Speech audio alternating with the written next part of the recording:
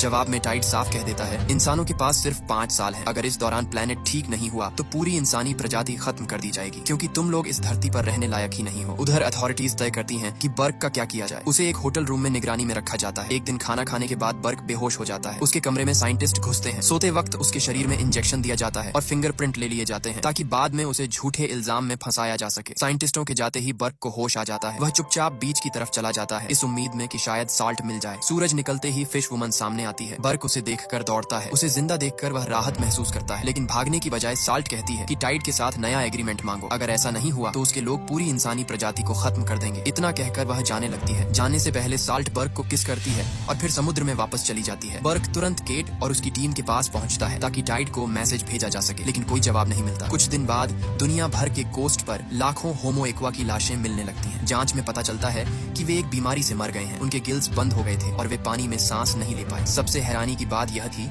कि बीमारी का असर सिर्फ होमो एक्वा पर हुआ, बाकी सारे समुद्री जीव पूरी तरह सुरक्षित थे। ये सुनकर केट को एहसास होता है कि यह शायद इंसानों का बनाया हुआ वायरस था। उसे अफसोस होता है कि वह पहले यह समझ नहीं पाई। उसी दिन केट की टीम को समंदर की गहराई से मदद का सिग्नल मिलता है। बर्क को दोबारा मीटिंग के लिए बुलाया जाता है। जब उसे पता चलता है कि साल्ट उससे मिलने आ रही है तो वह खुशी के मारे रो पड़ता है। खुद को बड़ी मुश्किल से उसे गले लगाने से रोक पाता है। लड़ाई खत्म होने का ऐलान किया जाता है। साल्ट बताती है कि उनकी सिर्फ 10% आबादी बची है। वह साफ कहती है, जिन लोगों ने यह कायराना हमला किया है उन्हें सजा पानी खुद देगा। दोनों स्पीशीज के बीच रिश्ते दोबारा बनाने के लिए केट एक खास जगह चुनती है। वह बताती है कि यहाँ दुनिया का सबसे गहरा समंदर है। न वहाँ इंसानों की गंदगी पहुंची है और न ही कोई खतरा। यही जगह अब होमो एक्वा का नया घर होगी। जाने से पहले साल्ट अपने दोस्त का दर्दनाक अंत दिखाती है। वह बताती है कि उनके लोग लड़ाई इसलिए खत्म कर रहे हैं क्योंकि जो बचे हैं वे इंसानों से डर चुके हैं। वे इंसानों का मुकाबला नहीं कर सकते क्योंकि चालाकी उनकी फितरत में नहीं है। होमो एक्वा के जाते ही ग्रेट हॉल के कांच के पैनलों में दरारें पड़ने लगती हैं। पानी अंदर आने वाला होता है। लोग घबराकर भागने लगते हैं। बर्क शांति से खड़ा रहता है, लेकिन हैना उसे आखिरी वक्त पर बचा लेती है। उसी दिन केट को बर्क की मेडिकल रिपोर्ट मिलती है। रिपोर्ट बताती है कि उसका डीएनए बदल चुका है। अब उसके जीन्स होमो एक्वा जैसे हो गए हैं। यह जानकर केट फैसला करती है